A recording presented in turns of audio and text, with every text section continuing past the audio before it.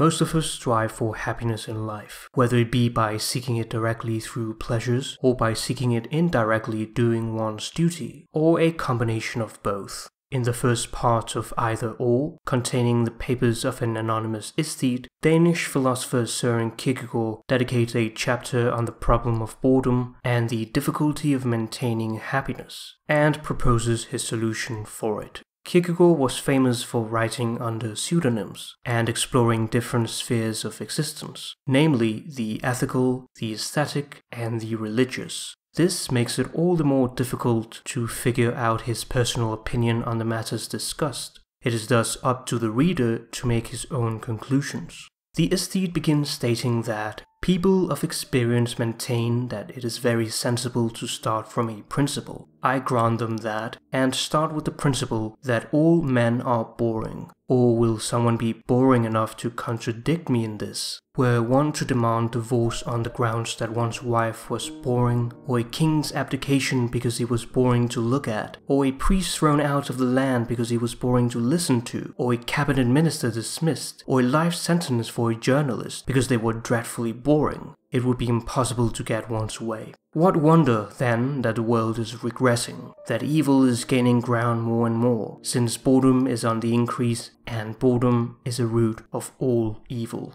The aesthete traces the origin of boredom from the very beginning of the world. The gods were bored, so they created man. Adam was bored because he was alone, so Eve was created. From that time, boredom entered the world and grew in exact proportion to the growth of population. Adam was bored alone, then Adam and Eve were bored in union, then Adam and Eve and Cain and Abel were bored as a family, then the population increased and the people were bored all together. To divert themselves, they conceived the idea of building a tower so high it reached the sky. The very idea is as boring as the tower was high.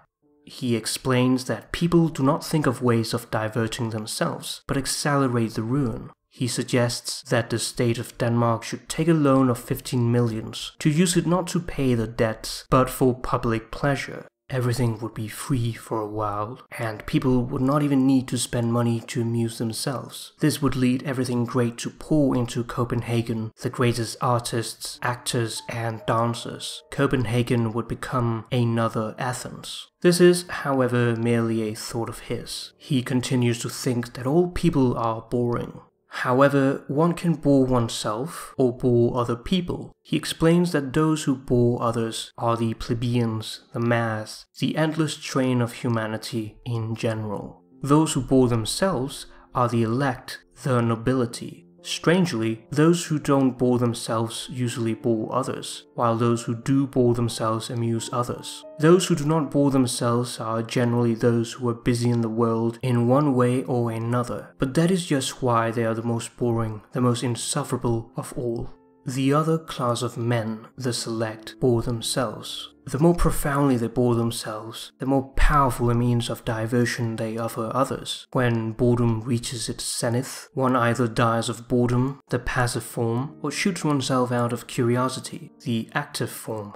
Idleness, it is usually said, is a root of all evil. To prevent this evil, one recommends work. However, the aesthete indicates that it is by no means a root of evil, quite the contrary. It is a truly divine way of life, as long as one is not bored. The Olympian gods were not bored, they prospered in happy idleness. The aesthete talks about the apostles of empty enthusiasm, those whose admiration and indifference have become indistinguishable. People who are always making a profession of enthusiasm, everywhere making their presence felt, and whether something significant or insignificant is taking place, cry ah or oh, because for them the difference between significant and insignificant has become undone in enthusiasm's blind and blaring emptiness. The acquired form of boredom is usually a product of a mistaken attempt at diversion. The aesthete now delves into how to tackle the problem of boredom. Seeing that boredom is the root of all evil, what is more natural than to try to overcome it? But here, as everywhere, cool deliberation is clearly called for, lest in one's demonic obsession with boredom, in trying to avoid it, one only works oneself further into it. Change is what all who are bored cry out for. With this I am entirely in agreement, only it is important to act from principle. My own departure from the general view is adequately expressed in the phrase crop rotation. The whole chapter, in fact, is called Crop Rotation, an attempt at a theory of social prudence. It is a sort of science of seeking pleasures, characteristic of the reflective aesthete, and not mindlessly doing it as an unreflective aesthete, such as the legend of Don Juan. To explain how one avoids boredom, the aesthete's worst enemy, he uses the agricultural notion of crop rotation. It can be done in two ways. The first is the extensive cultivation, growing the same crop in the same land area for many years and gradually depleting the soil of certain nutrients and making it less resilient to pests and weeds. This makes the land lose its fertility and one has to constantly find new land. He writes, "One is tired of living in the country. One moves to the city. One is tired of one's native land. One moves abroad. One is tired of dining off porcelain. One dines off silver. One tires of that. One dines off gold. One burns half of Rome to get an idea of the conflagration at Troy." This method defeats itself. It is the bad infinite. The bad infinite is an expression of Hegel's, which connotes an infinite perpetuation, as against the notion of an infinite that somehow contains all that is finite. In a perpetual need of avoiding boredom, one eventually reaches a dead end. The second way is the intensive cultivation, focusing on changing the method of cultivation and type of grain. This is the one the aesthete proposes. The more you limit yourself, the more resourceful you become. The experienced farmer now and then lets his land lie fallow, uncultivated, so as to restore its fertility. The theory of social prudence recommends the same. He writes, "One thinks of one's school days, when one is at the age when no aesthetic considerations are taken in the choice of one's teachers, and the latter are for that very reason often very boring. How inventive one is, how amusing to catch a fly and keep it imprisoned under a nutshell, and watch how it rushes about with the shell. How entertaining it can be to hear the monotonous drip from the roof. How thorough of an observer one becomes. The slightest noise or movement does not escape one." Here we have the extreme of the principle that seeks relief, not extensively, but intensively. The more inventive one can be in changing the mode of cultivation, the better, but every particular change comes under the general rule of the relation between remembering and forgetting. The whole of life moves in these two currents, so it is essential to have control over them. When we come across something unpleasant, we say, "If only I could forget." But forgetting is an art that must be practiced beforehand. Being able to forget depends on how one remembers, and how one remembers depends on how one experiences reality. The age that remembers best, but is also the most forgetful, is childhood. The aesthete tells us that we should have the spirit of the child, but also be careful of how we enjoy.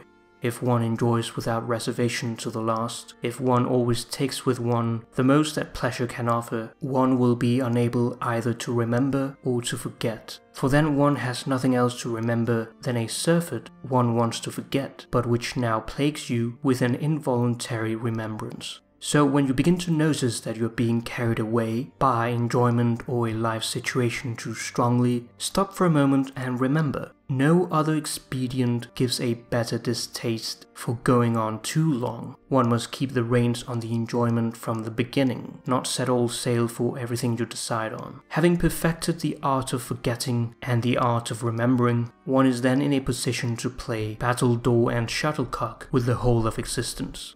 The aesthete seeks to create a well-organized arrangement in a reasonable mind. Forgetting is not a passive act, but rather an active one in which one puts away what one cannot use. It is identical to memory. When we forget, the thoughts are consigned into oblivion, and it is simultaneously forgotten yet preserved. One might think here of the unconscious and the conscious life of an individual. One's unconscious contents can affect an individual without him being aware of it. The aesthete indicates that it is an art that can be developed and ought to be exercised as much in relation to what is pleasant as to what is unpleasant. If someone pushes the unpleasant side altogether, as many of those who dabble in the art of forgetting do, one soon sees what good that does. In an unguarded moment, it often takes one by surprise with all the force of the world. This is again analogous to letting your unconscious direct your life. One must necessarily have control of moods. Controlling them in the sense of being able to produce them at will is impossible, but prudence teaches how to make use of the moment. As an experienced sailor always looks out searchingly over the water and sees a squall far ahead, so should one always see the mood a little in advance. One must know how the mood affects oneself, and in all probability others, before putting it on. For this, he recommends that one must never stick fast, and for that one must have one's forgetting up one's sleeve. One never accepts any vocational responsibility. If one does so, one simply becomes Mr. Anybody, a tiny little pivot in the machinery of the corporate state. You cease to direct your own affairs, and then theories can be of little help. Though one abstains from vocational responsibility, one should not be inactive, but stress all occupation that is identical with idleness. One should develop oneself not so much extensively as intensively, and prove the truth of the old proverb that it takes little to please a child. The whole secret lies in arbitrariness. People think it requires no skill to be arbitrary, yet it requires deep study to succeed in being arbitrary without losing oneself in it, to derive satisfaction from it oneself. One's enjoyment is not immediate, but is something quite different which one arbitrarily injects. You see the middle of a play, read the third part of a book. In this way, one derives a quite different enjoyment from the one the author has been so good as to intend for you. One enjoys something entirely accidental. One regards the whole existence from this standpoint, lets its reality run aground on it. He gives an example. There was someone whose chatter certain circumstances made it necessary for me to listen to. He was ready at every opportunity with a little philosophical lecture, which was utterly boring. Driven almost to despair, I discovered suddenly that he perspired unusually profusely when he spoke. I saw how the pearls of sweat gathered on his brow, then joined in a stream, slid down on his nose, and ended hanging in a drop at the extreme tip of it. From that moment, everything was changed. I could even take pleasure in inciting him to begin his philosophical instruction, just to observe the sweat on his brow and on his nose. Apart from this arbitrariness within oneself, there is also the accidental outside one. He indicates that one should always keep an eye open for the accidental, always be ready to march if anything should offer. The social pleasures which are planned have no great interest. Through accident, on the other hand, even the least significant thing can become a rich source of amusement.